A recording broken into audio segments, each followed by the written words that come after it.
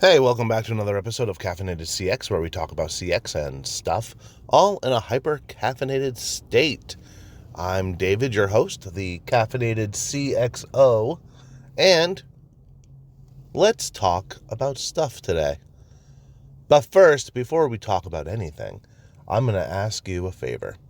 I'm going to ask you to rate, review, and share this show so we can make the show grow. That's right. That's right. We're asking you to help us, make the show grow. I don't know why I always use like the plural, like we or us. It's just me here. I'm asking you. So, if you find any value, if you had a little chuckle, if you know, if you liked it, give it a share. Give it a 5-star review. Give it a thumbs up. I don't know what the platform you're listening to this on has for their whatever thing, but use one of them and then share it. Put it on LinkedIn or Instagram or that Facebook thing that people still use. So, yeah, just go ahead and share it, please. Now, we're living in very interesting times, aren't we? We're living in an age where customer experience is all the rage, at least with my algorithm on LinkedIn and Twitter. But all studies, all things point to it being worse than ever. It's more popular than ever, and people are launching careers off of it and stuff like that, but it seems to just be getting worse and worse. Why is that? Well, one reason could be that a lot of the people that are building careers off of it and making a name for themselves just have never done customer service or customer experience before, and they're just pontificating theories. And there's nothing wrong with that. And I think this space is wide enough to allow anybody in as long as they're good and as long as they get the experience. But that could be one reason. Another reason could be that there are a few companies that nail it, right? They nail the customer journey. They nail the customer experience. And since they have a lot of customers, those customers also use other businesses and other companies and other services.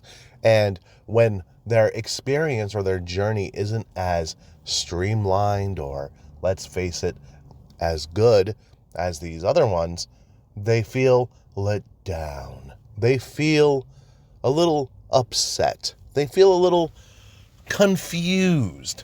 Why can't you give me 2-day free shipping? Why can't I track your car from the restaurant to my house? Or what have you. So, rising customer expectations is one of the reasons why customer experience right now is at like a 17, maybe 18 now year low. That could be it.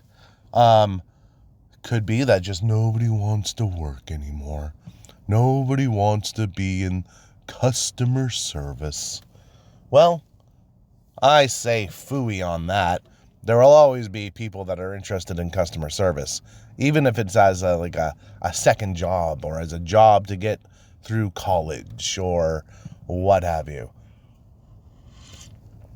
Excuse me while I take a sip of this delicious blueberry Death Wish coffee. Amazing.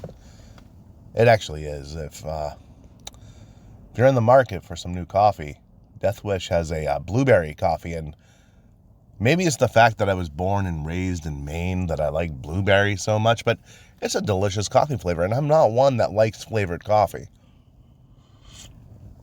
That was not sponsored, but it should be, Death Wish.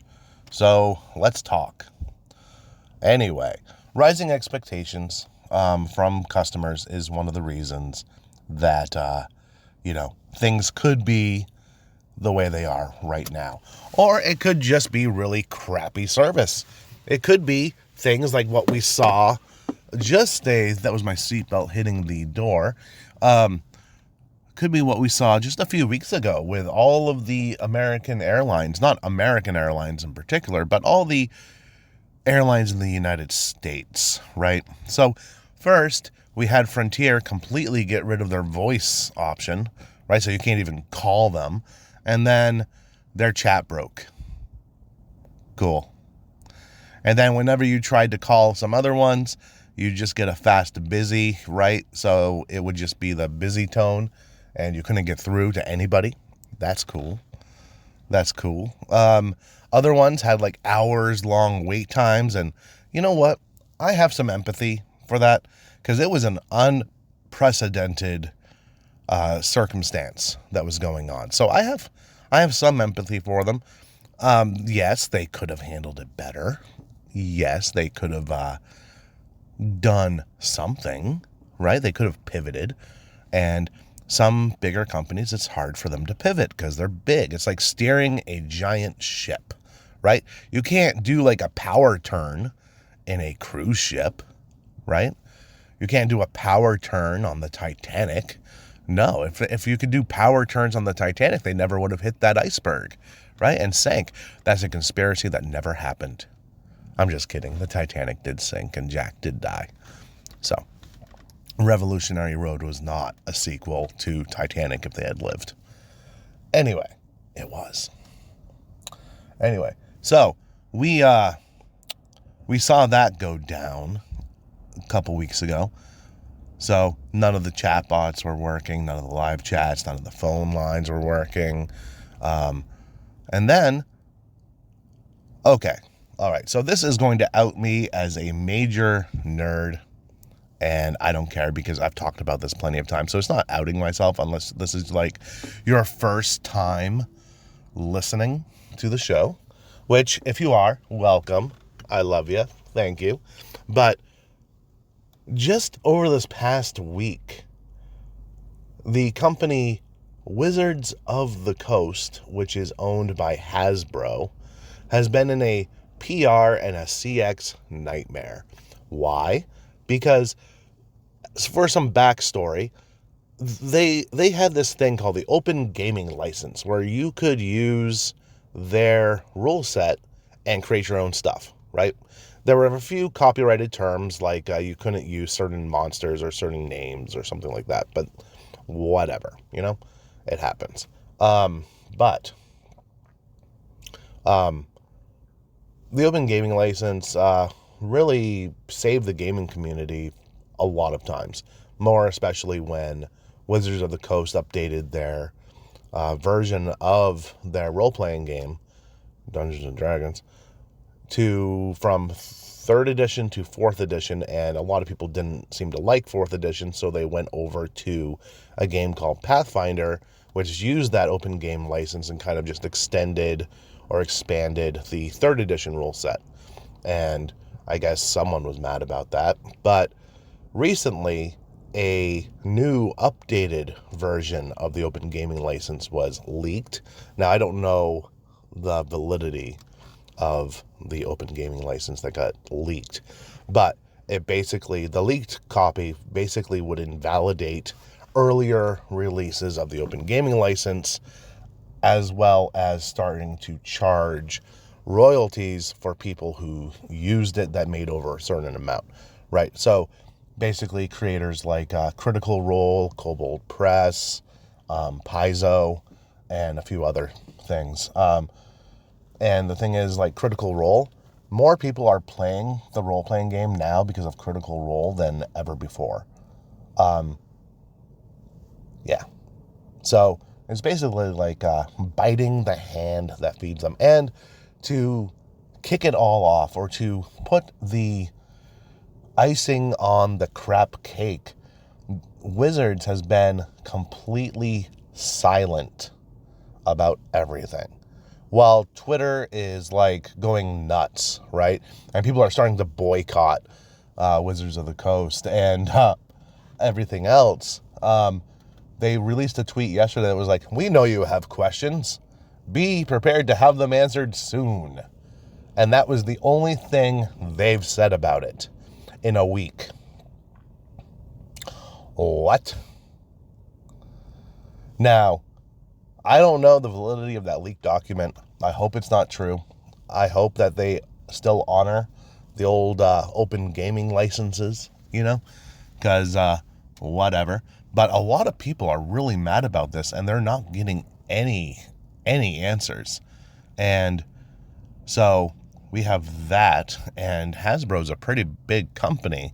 I mean, they release Ouija boards and pretty much every other board game on the planet.